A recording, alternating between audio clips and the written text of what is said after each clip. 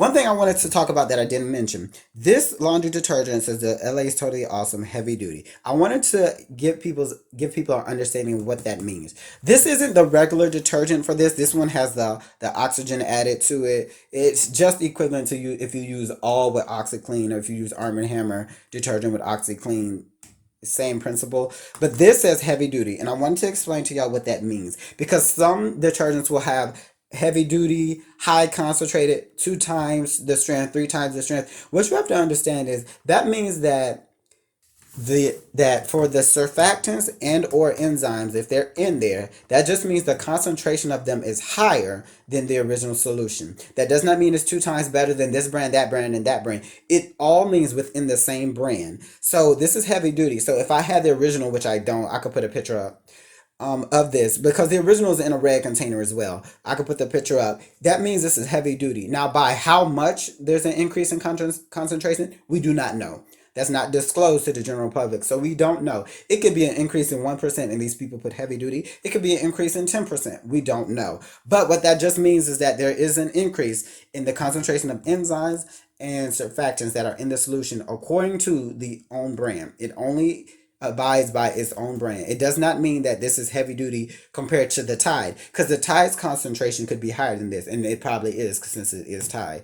But that's just so y'all know that, and y'all aren't tricked to be like, okay, then, oh, this is heavy duty and XYZ. By how much is heavy duty, we don't know. And so I could do a little bit more research into that if you would like me to try to see if there is some type of way that the general public is able to know. And then another thing that I want to talk about, I talked about it very briefly, was and I apologize, this makes this video almost like 20 minutes long, but there's a lot of information that I really want to give to y'all so y'all understand this is not oh my gosh, hold up, let me see if I can get this to get really clear because I want y'all to see exactly what I'm talking about. Okay, can y'all see this? It's a little blurry and I apologize, I'm trying to hold this stable. Okay, you may want to screenshot this, or you could, I'll probably put a picture up so it's not too much. This bottle actually, or these are the pods. It actually has the ingredients on the back. I really wish that every last company was forced to put the ingredients on the back. I know some of them don't want to do it because, they don't want anybody stealing their formulas. But if you're real, a lot of these knockoffs already have. There's only so many surfactants in here, and there's only so many enzymes that these people are going to use. Another thing I wanted to talk about with the wool wash, and I almost forgot about it.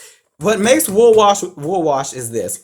This does not contain any enzymes. From any research that I've read, any wool wash, they don't contain enzymes because enzymes are too aggressive and they can cause the wool. And there are some other fabrics that you can use. I believe polyester and I believe some other ones that you could use wool wash on because it's very gentle because it contains surfactants. But the surfactants in them, there's levels to that. I could do a video on that. There are levels to surfactants, and that's why I put out the ingredient list because some surfactants are more aggressive than others. So these are formulated with the more gentler surfactants to make sure that your clothes is washed as gentle as possible.